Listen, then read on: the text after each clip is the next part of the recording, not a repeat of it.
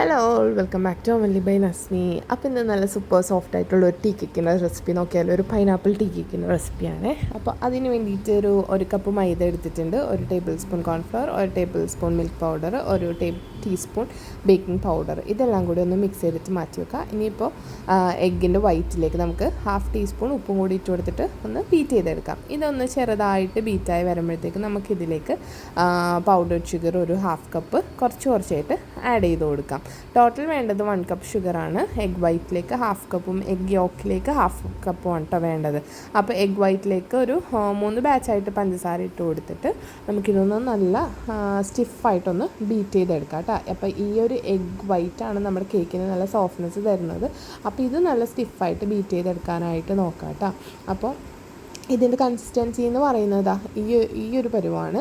എന്നിട്ട് ഇതൊന്ന് മാറ്റി വെക്കാം. ഇനിയിപ്പോൾ എഗ് യോക്കിലേക്ക് നമുക്ക് 1 ടീസ്പൂൺ പൈനാപ്പിൾ എസൻസ് ആഡ് ചെയ്ത് കൊടുത്തിട്ട് ഇതൊന്ന് ബീറ്റ് ചെയ്തെടുക്കാം.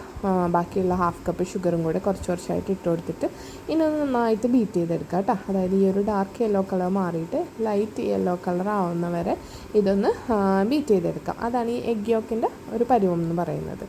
അത് കഴിഞ്ഞിട്ട് ഇതിലേക്ക് നമുക്ക് വേണ്ടത് സൺഫ്ലവർ ഓയിലാണ്.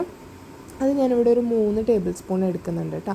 അപ്പോൾ 3 ടേബിൾ സ്പൂൺ സൺഫ്ലവർ ഓയിൽ ഇട്ട് കൊടുത്തിട്ട് നമുക്കിതൊന്ന് മിക്സ് ചെയ്തെടുക്കാം. ഓവറായിട്ട് ബീറ്റ് ചെയ്യേണ്ട, ജസ്റ്റ് ഒന്ന് മിക്സ് ചെയ്തെടുത്താൽ മതി. പിന്നെ 1/4 കപ്പ് അളവിൽ ചെറിയ ചൂട് പാൽ അതും കൂടി ഒഴിച്ചു കൊടുത്തിട്ട് നമുക്കിതൊന്ന് നന്നായിട്ട് ബീറ്റ് ചെയ്തെടുക്കാം കേട്ടോ. പിന്നെ നമ്മുടെ ഡ്രൈ ഇൻഗ്രീഡിയൻസ് അതും കൂടി ഇട്ട് കൊടുത്തിട്ട് ഇതൊന്ന് നന്നായിട്ട് മിക്സ് ചെയ്തെടുക്കുന്നുണ്ട്. പിന്നെ ഇതിലോട്ട് ആഡ് ചെയ്യേണ്ടത് പൈനാപ്പിൾ കേക്ക് ആയതുകൊണ്ട് കുറച്ച് യെല്ലോ ഫുഡ് കളർ ആഡ് ചെയ്യുന്നുണ്ട്. അപ്പോൾ അതും കൂടി ഇട്ട് കൊടുത്തിട്ട് നന്നായിട്ടൊന്ന് മിക്സ് ചെയ്യുക. അപ്പോൾ പാലിൻ്റെ അളവ് പോരാന്ന് തോന്നിയുകൊണ്ട് ഞാൻ 2 ടേബിൾ സ്പൂൺ പാലും കൂടെ ഇട്ട് കൊടുത്തിട്ടുണ്ട്.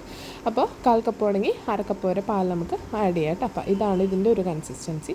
ഇനി നമ്മൾ ബീറ്റ് ചെയ്ത് വെച്ചിരിക്കുന്ന ആ എഗ് വൈറ്റ് ഉണ്ടല്ലോ, അത് ഇട്ട് കൊടുത്തിട്ട് ഇതിനെ ഒന്ന് ഫോൾഡ് ചെയ്തെടുക്കുക. ബീറ്റ് ചെയ്യരുത്. ബീറ്റർ യൂസ് ചെയ്യാതെ നമ്മൾ ഹാൻഡ് വിസ്ക് വെച്ചിട്ട് ഇതേപോലെ ഒന്ന് നന്നായിട്ട് ഫോൾഡ് ചെയ്തെടുക്കുക. പതിയെ ഫോൾഡ് ചെയ്തെടുക്കുക. ഒരുപാട് കുത്തിയിളക്കി ഫോൾഡ് ചെയ്താൽ നമ്മുടെ കേക്കിൻ്റെ സോഫ്റ്റ്നെസ് പോവും.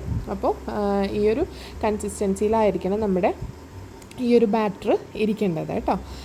അപ്പോൾ ഇത് നമുക്കിനിയൊരു ബേക്കിംഗ് ടിന്നിലേക്ക് മാറ്റി കൊടുക്കാം കേട്ടോ. ഞാനിപ്പോൾ ഇവിടെ എടുത്തേക്കുന്ന 7 ഇഞ്ചിൻ്റെ ബേക്കിംഗ് ട്രേ ആണ്. 7ഓ 8ഓ ഇഞ്ചിൻ്റെ ബേക്കിംഗ് ടിന്നിലേക്ക് നമുക്ക് ഇത് ഒഴിച്ചിട്ട് ബേക്ക് ചെയ്തെടുക്കാം. എയർ ബബിൾസ് ഒക്കെ ഒന്ന് കളഞ്ഞിട്ട്.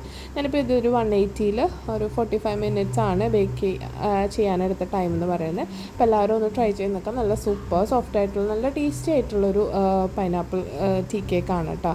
അപ്പോൾ എല്ലാവരും ഒന്ന് ട്രൈ ചെയ്ത് നോക്കാം. അപ്പോൾ അടുത്ത വീഡിയോയിൽ വേറൊരു റെസിപ്പി ആയിട്ട് കാണുന്നേരം ബൈ.